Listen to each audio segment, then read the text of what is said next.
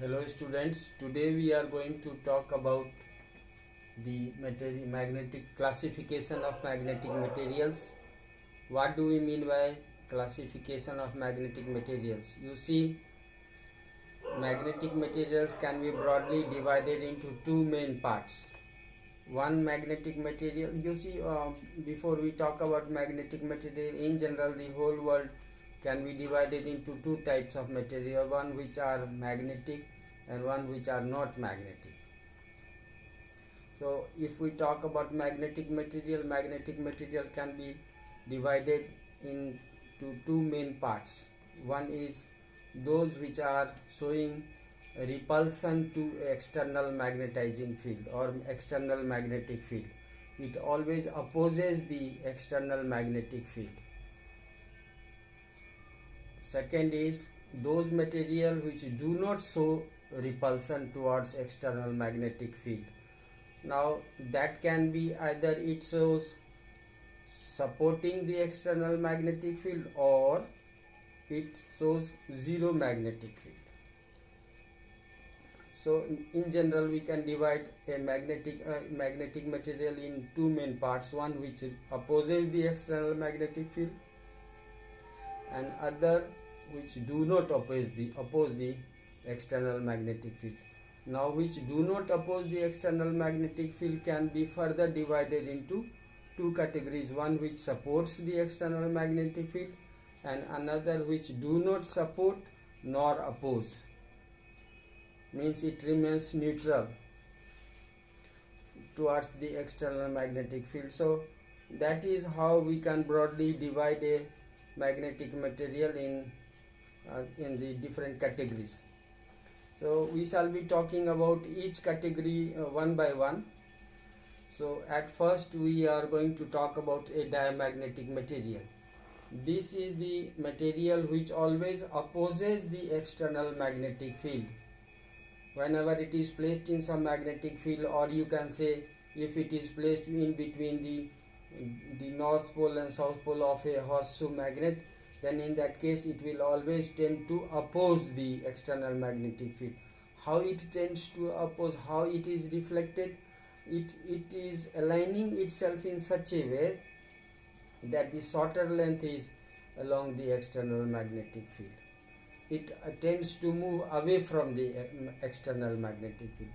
That is how it opposes. Now why this happens, we shall be talking about it in very details in some separate lecture, but for the time being we can understand that what is the basic structure of a diamagnetic material. In a diamagnetic material there are no lone pair of electrons. There is always electrons are in paired manner, means one electron in reverse sense with the another one. So there is no lone pair of electron in the orbit, and as a result the net and also the net magnetic field of the diamagnetic material in absence of external magnetic field is always zero. Means it is not having any magnetism. It is no magnetism is found inside a diamagnetic material when there is no external magnetic field applied across it. But the moment external magnetic field is applied across it, it develops some magnetism which is always so as to oppose the external magnetic field applied on it. So that means it is just it is having a tendency to oppose the external field if there is some external magnetic field.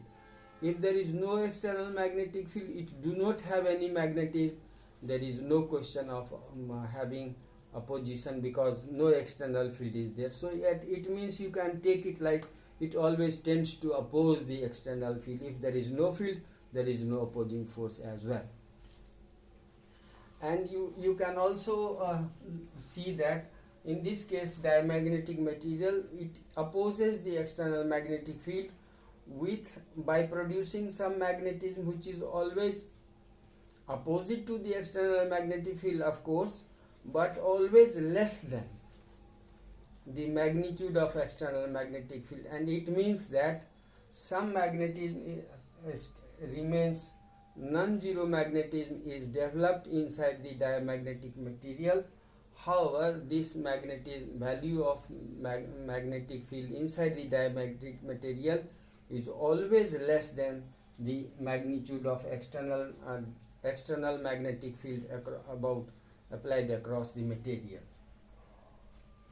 So you can see that the sorry, the diamagnetic materials are those substances which tends to move towards the weaker part of the external magnetic field, and these materials develop some opposing or weak magnetism within it against the external magnetic field, and for these substances magnetic field lines prefers to stay out of it. Means, say for example, we can see the magnetic field lines due to external magnetic field are closely as spaced in this pattern, but when the diamagnetic material shown by the red block is placed in its path, what happens, the magnetic field lines, a few of them do not pass through as it would have passed if there were no diamagnetic material. They tend to stay out of it.